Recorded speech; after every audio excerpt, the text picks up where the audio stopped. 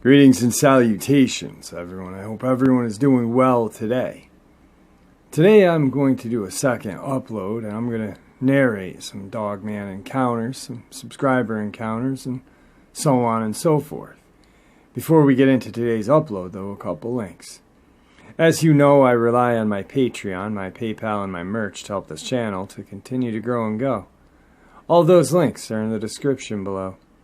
I also have a second channel for creepypasta, fanfiction, and scary voice acting.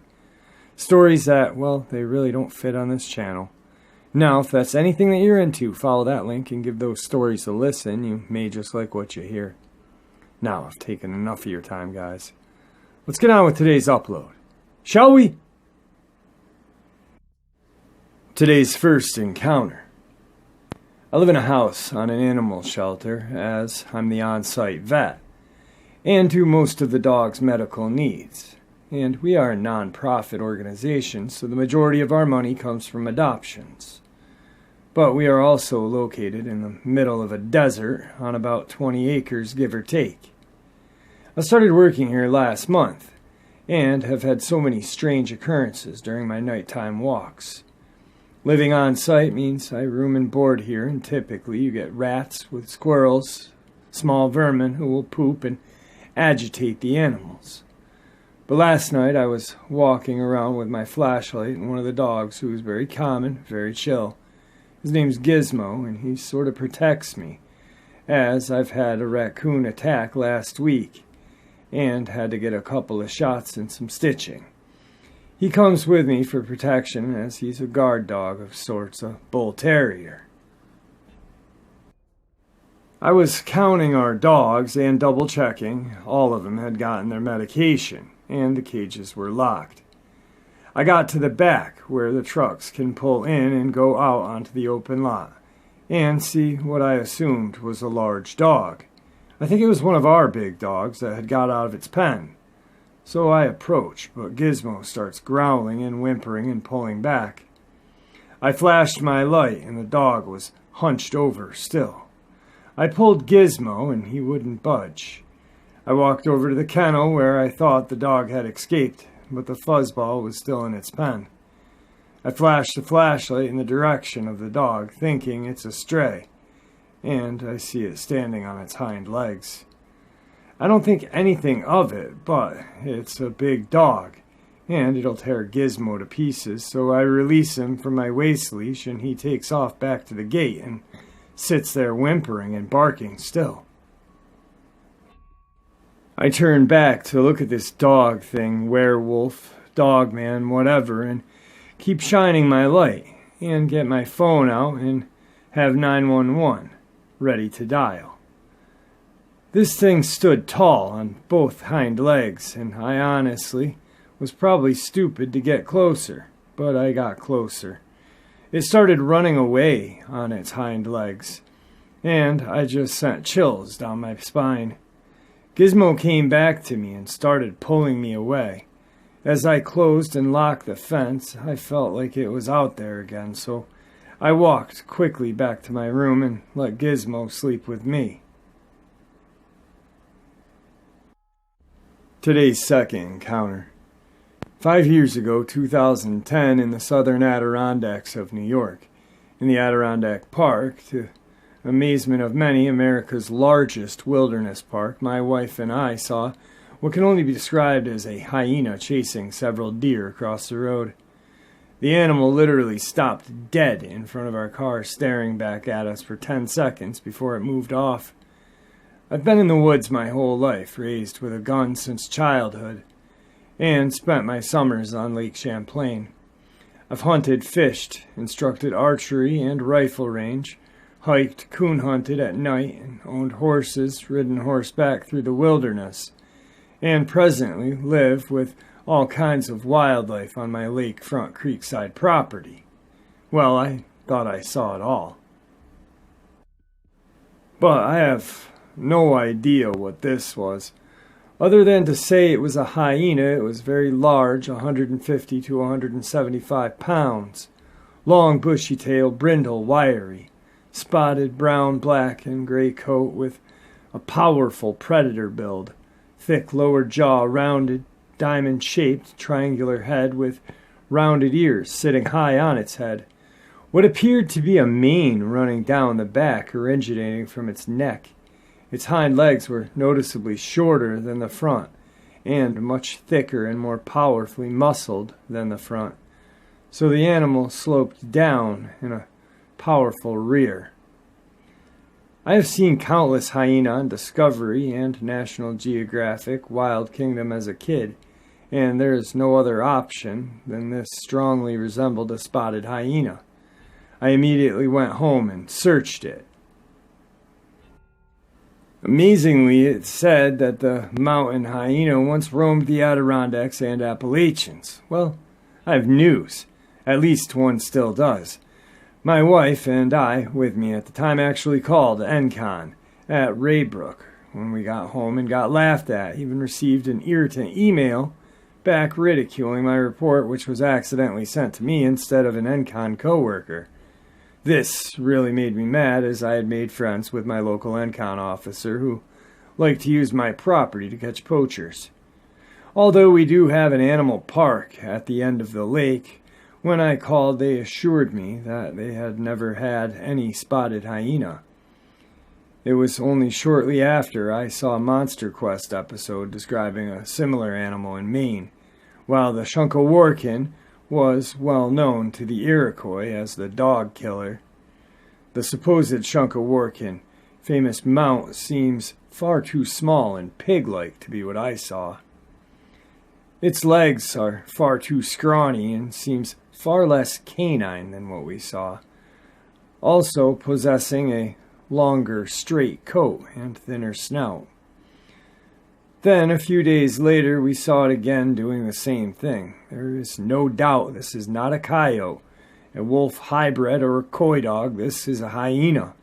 My property has a creek, and lake front, with 4 fish spawns, plenty of deer, coyote, red and gray fox, fishers, eagles, turkeys, ducks, blue heron, owl, osprey, geese, duck, turkey vultures, and the occasional black bear. And this year, we had a yearling moose. I've seen it all, especially riding horseback. You name it, I've seen it and can identify it. But I've never seen anything like this. As close as I can come is a spotted hyena. I have a high IQ and have worked for 2 Emmy winners. But amazingly, this is the second cryptid animal I've seen in my life. But when you do, you just never forget it. Suddenly you realize the world is far more amazing than many ever knew.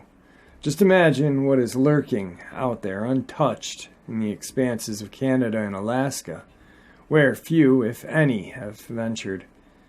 By the way, in the spirit of honest disclosure, I do live in what many believe to be UFO hotspot, and I have 2 UFO photos taken over my home that have gone around on top UFOlogy sites.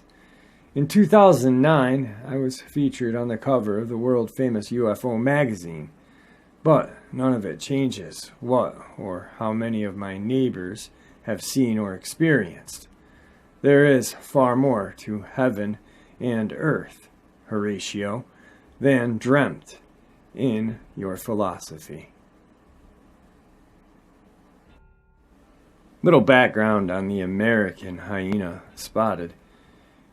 In the Great Plains of the American West, from at least Montana to Nebraska, there have been reports of an animal that seems to be a hyena, with a sloped back and hyena-like features.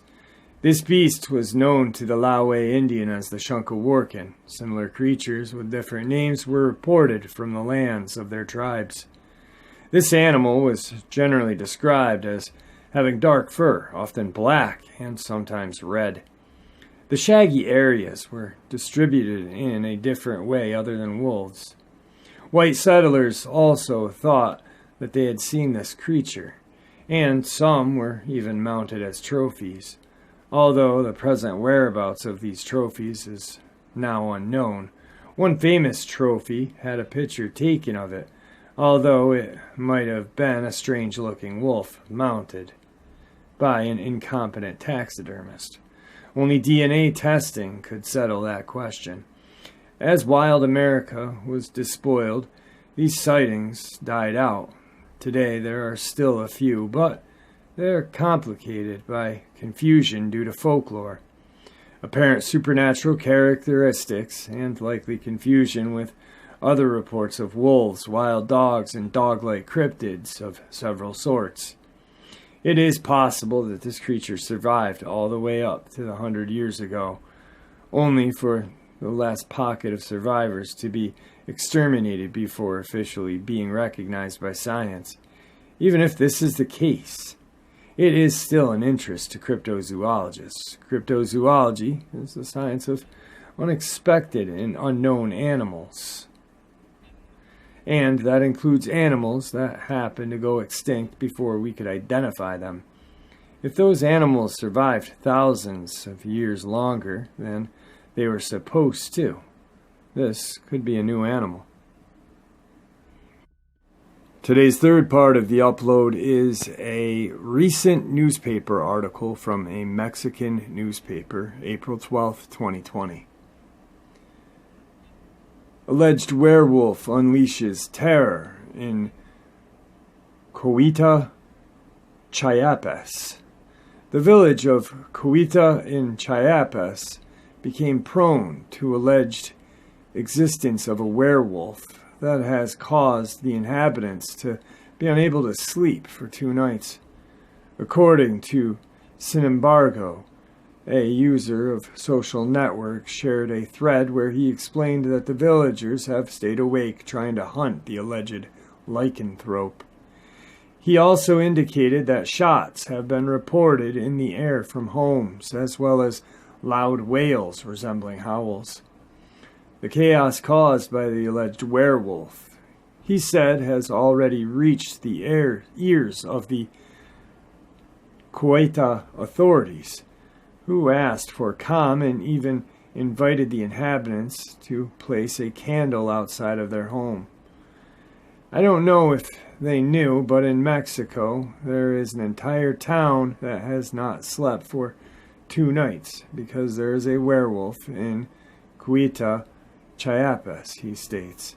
The Twitter said that the werewolf moves in the area of Villa del Allende, a forest that functions as a natural corridor between Sombrero Canyon National Park and Oquet Reserve. The case of the alleged being has provoked collective hysteria in the town, which is added to that caused by the COVID-19 pandemic. Here's a brief Dogman encounter in Nova Scotia. Robert Macklin was driving home from a party in the town in the morning when a deer ran across the road about 50 yards in front of him. It zipped across the road from left to right down over a steep embankment, moving as fast as anything he had ever seen. A second later, an animal chased after the deer, but just before tumbling into the crevasse, it stood on its back legs and stared into the headlights, its eyes glowing, and then it was gone. This wasn't the only evidence that was found. A local farmer named Withheld found a dead cow in the field behind his barn, completely eviscerated with huge chunks of meat missing and large bloody tracks leading off into the woods. It's important to note that Glengarry does not have a large population, mostly scattered homes surrounded by woods. It is in an area where only a few people hunt, as hunters constantly complain about the feeling of being watched. A while back, a subscriber named Opie shared with us his encounter in Virginia, and he has decided that he is going to do an interview with us. He also decided that he was going to share his most recent encounter, which I have right here. If you guys are not familiar with his first encounter, he lives in Virginia. He left his home and went to get a tin of chew. He was smoking a ciggy, driving, flicked it out his window, and it got blown back into his vehicle. You could smell it burning. He was getting a little nervous that the interior of his car was going to catch fire, so he pulls over near a back end of an airport. Now, there's a fence there with roughly 1/8 of a mile of woods, just going off the top of my head, guys. And he then sees this creature, hears this creature, and quickly leaves. The encounter is on the channel. I am hoping that we'll have him next week. He not really feeling good this week, so let's keep our fingers crossed. But I wanted to give you guys a little refresher. Here is his second encounter. Jeff, I had another encounter a few months ago, this time here at home around 4 a.m. I heard my lab Mix barking up a storm, but not in an aggressive way. So I walked up to the kitchen window to see what he was going on about. And what I saw sent a numbness of fear throughout my entire body. What looked like a full-grown male Dogman was paying what looked like a social visit to my dog. Max has a large fence in the lot we keep him in during the night. He's a big dog and very much able to take care of himself, but he's also a big lug that doesn't seem to acknowledge danger. Kind of like a big dog from Looney Tunes that always acts dumb and says, "Where'd he go, George? Where'd he go?"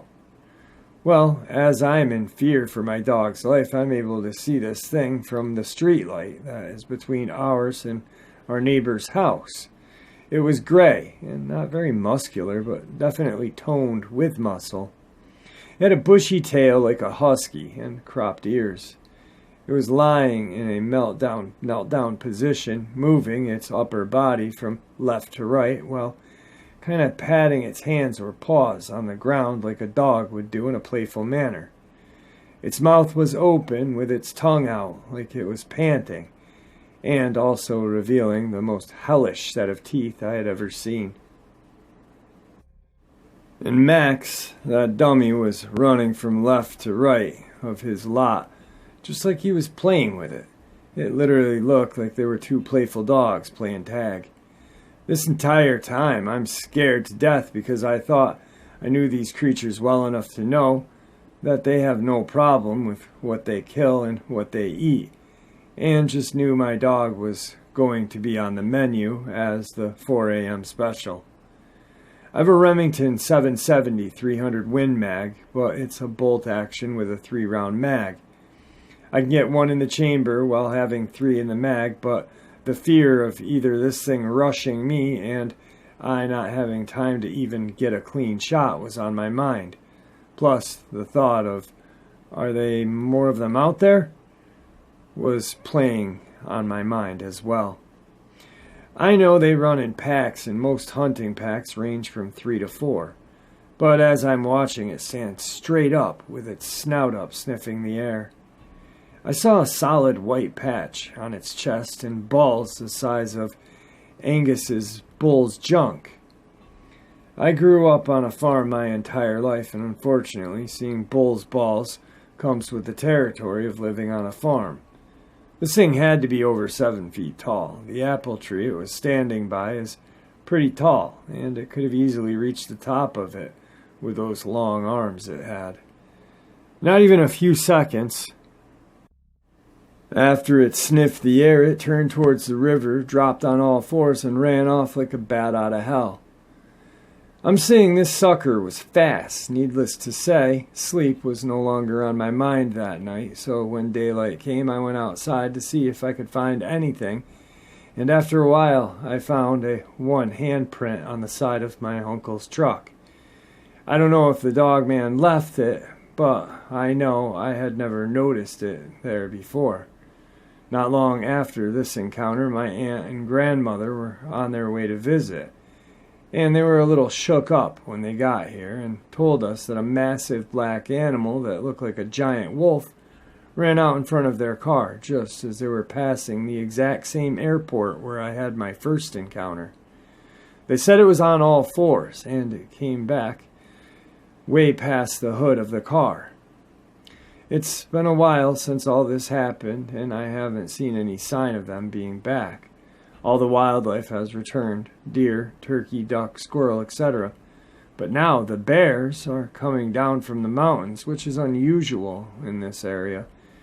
Yeah, bears are seen off and on around here, but not near as frequently as they have been.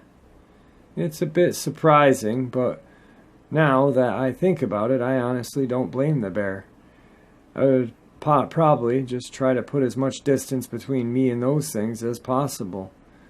Just 'cause one was playful with my dog doesn't mean that it's harmless. People need to realize they are predators, and they are very damn good at what they do best, which is hunt, kill, eat indiscriminately. I want to protect the species, but I also want to protect my species from them as well. Well, that's it, guys. That's today's upload. See you later. Just kidding. I'm looking forward to having Opie on.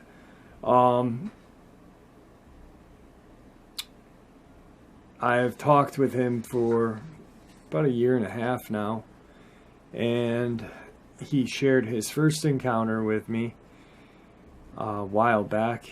I actually narrated it twice on the channel because I thought he was going to come on, so I wanted to redo it for you guys. Great guy and very intelligent, so I'm looking forward to having him come and share all of what he has seen and learned from being out there watching these things. The next encounter I want to talk about would be the Adirondacks. My backyard. I literally know right where this guy is talking about. A friend of mine from school, her dad was the NCON officer. Nice guy, and I only wish that I had this channel before he passed away so I could speak to him about some of the things he possibly have seen. No doubt about it, there is a lot of wilderness up here and a lot of places for a creature like that to hide.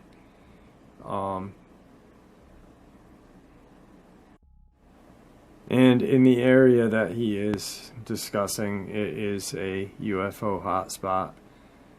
Champlain is a large lake that connects with Lake George, which is United States famous for being Fort William Henry and the movie Last of the Mohicans.